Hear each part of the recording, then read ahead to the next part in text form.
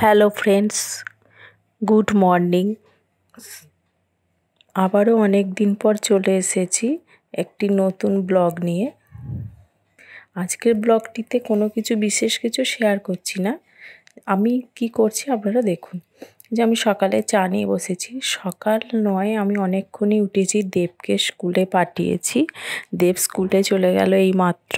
তারপর আমি চাটা নিয়ে খেতে বসেছি আর কি।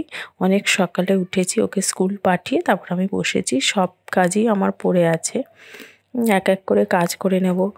আর দেবের যেহেতু নতুন স্কুল মানে ক্লাসের নতুন স্কুল শুরু হয়ে গেছে, ওরও তাড়াতাড়ি কদিন গরমের জন্য তাড়াতাড়ি ছুটি হয়ে যাবে। ঝটপট ঝটপট করে কাজগুলো করিয়ে নেব। মানে অনেক জামা কাপড় আছে স্ট্যান্ডে শুকুর দেওয়া, এগুলো হচ্ছে কালকের কাছা, এগুলো গোছাবো। এই যে বিছানাটা দেখাচ্ছি, বিছানাও গোছাবো।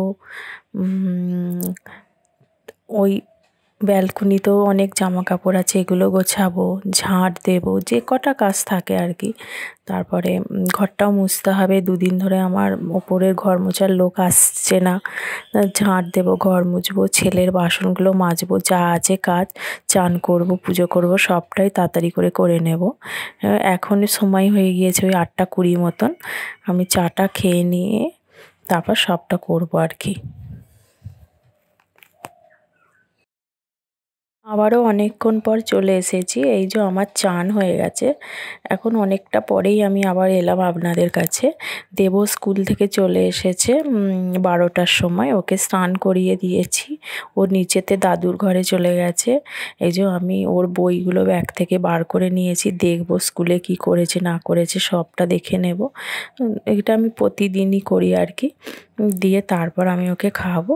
আবার পরে আসছি, চলুন। এই যে দেব আমার কাছে এসেছে, ওকে খেতে দেবো। এখন 1:10 মতন বেজে গিয়েছে আর কি। ওকে খাইয়ে ঘুম পাড়িয়ে দেবো, যেহেতু অনেক সকালে ঘুম থেকে ওঠে। সন্ধেবেলা আবার পড়তে বসবে, নাহলে পড়তে পারবে না। ওকে খাইয়ে দেবো, তারপর ওকে ঘুম পাড়িয়ে দেবো, তার সাথে আমিও খেয়ে নেব। তারপর পরে দেখা হচ্ছে। আজকের ব্লগটিতে আমি বিশেষ কিছু শেয়ার করলাম না, দেখালাম না। অনেক দিন পর ব্লগ করছি, এবার কন্টিনিউ করার চেষ্টা করব।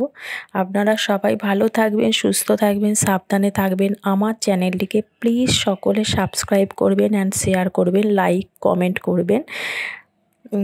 আর কিছু বলার নেই। সবাইকে গুড নাইট, টাটা, বাই।